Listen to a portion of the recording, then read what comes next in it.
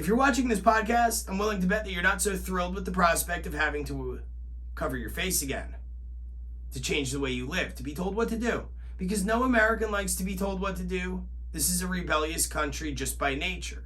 That's the way it's always been, and that's the way it always will be. Over the past year, we've bended to their will because we didn't really know what was going on. We had no baseline to compare things to. Well, we found out over the past year of trial and error that it doesn't do us any good to put a piece of cloth over our face. Viral particles are simply too small and the holes in fabric are too big. They don't stop them from leaving your body or entering your body. All those pieces of cloth do are create germ farms because bacteria does very well in hot, humid conditions. That's exactly what's created when you put a piece of cloth over your face. It becomes damp and moist and warm because your breath is warm if you have a body temperature. So, it doesn't make any sense. When I was a child, I got the jab for polio. I don't do anything in my daily life to make sure I'm not going to get polio. Because I'm fairly certain that when I was given the jab for polio, when I was 18 months old or however old I was, that I'm protected against it. And guess what? I haven't gotten it. The same should, in theory, apply to this new jab. If you got the jab, you're probably wondering why they're telling you to cover your face. You thought you were protected. You thought that everything was going to be okay now that you finally got it. Remember how excited you were if you did get it? I never got mine, but a lot of people were really excited when they finally got it. They got called, they got on the list, they got in line. Their number was pulled and they got it. And now they're being told again, they have to change the way they live their lives. They have to cover their faces. I would be left wondering if I was one of those people, well, what the hell was the point of getting the jab? And then I would be a little bit more concerned about the fact that it's not approved by the FDA, which it's not. I would then be asking myself, what are the long-term ramifications of this thing? Is there something that they're not telling us? Is there something that I'm not seeing? So assume for a second again that this is not really meant to protect your health, but it's because they've taken the castle and put a fence around it and they want to keep the angry villagers out. Here's where this comes into play. If you took the castle and in that castle sat a king that the town folk loved, the town folk would be angry and they would want to take the castle back and put their beloved king back in the castle where he belongs. So they'd fortify it, they'd build a fence around it. They would start to take the rights of the villagers away, and then they would start to cause them to be divided, to fight amongst themselves, by doing things like creating this false sense of racism. They would tell half the town that the other half of town hates the other half of that town, causing them to fight. When you have that happen, you have a town that's less likely to do something called unite, to get together. You see where I'm going with this? It's a tactic that's been used for centuries. Every single time something is taken over, in terms of civilizations, these tactics are used. They divide the population, they give them something to fight about, and then they start to control the information. Because when they can control the information, they can control the thought process of a lot of people, what people believe.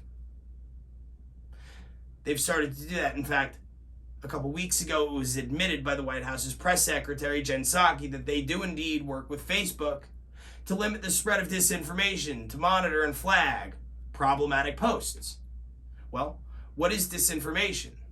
They didn't tell us, they didn't define it, but I would guess that disinformation is just anything that doesn't fall in line with what they want you to say, think, do, or believe. I would venture to guess that false information is whatever they deem to be false, even if it's true. I would venture to guess that this, what I'm saying to you, is disinformation and will be deemed as such.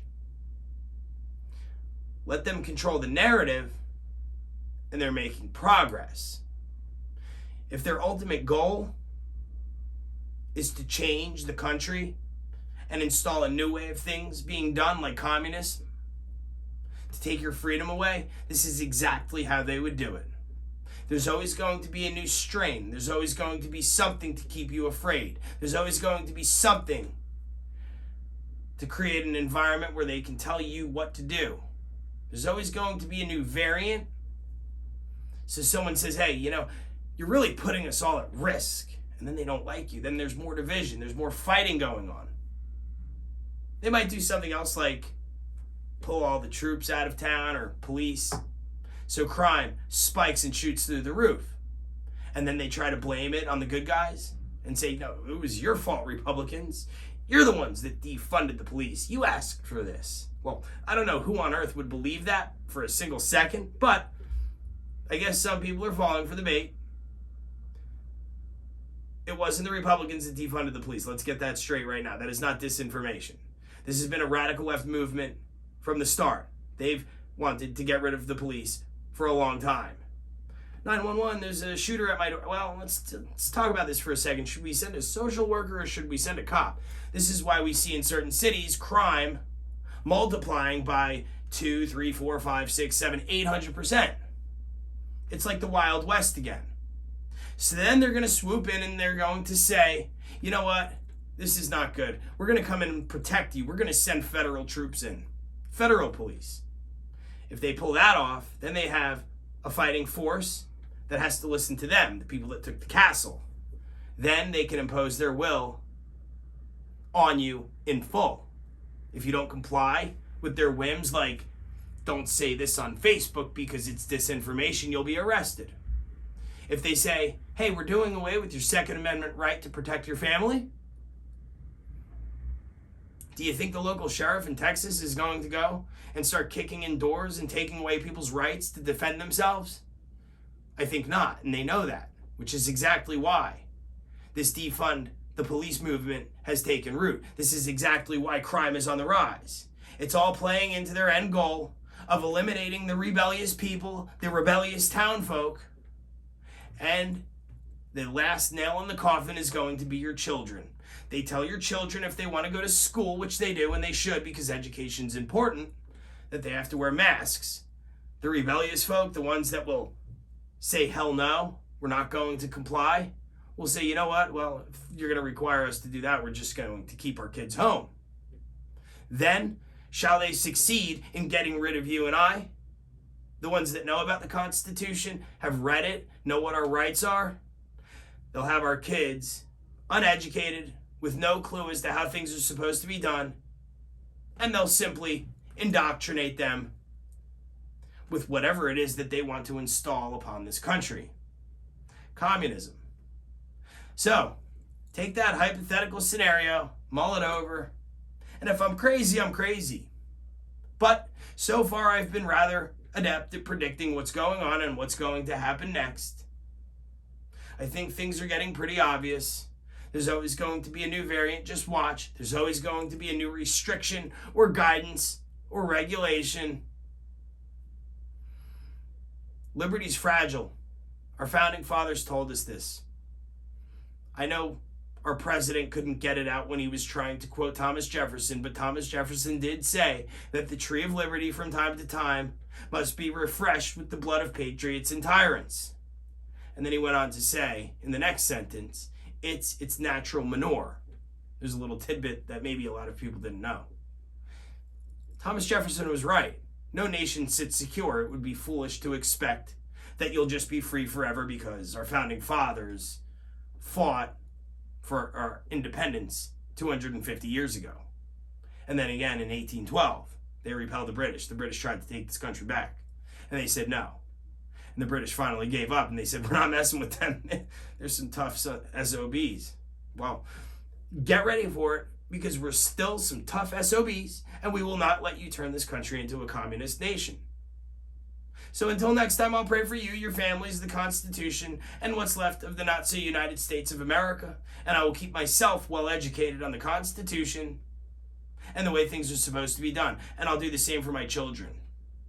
Because you will not make this country communist. We will get it back. It's going to take hard work. But the American fighting spirit has been drastically and foolishly underestimated. Liberty will always be in the United States. We will always fight for it. We will always rebel. We will always come together, unite, and resist. So until next time, be well. I'm your host, Jason Mariner, here at RealRepublicanNews.com.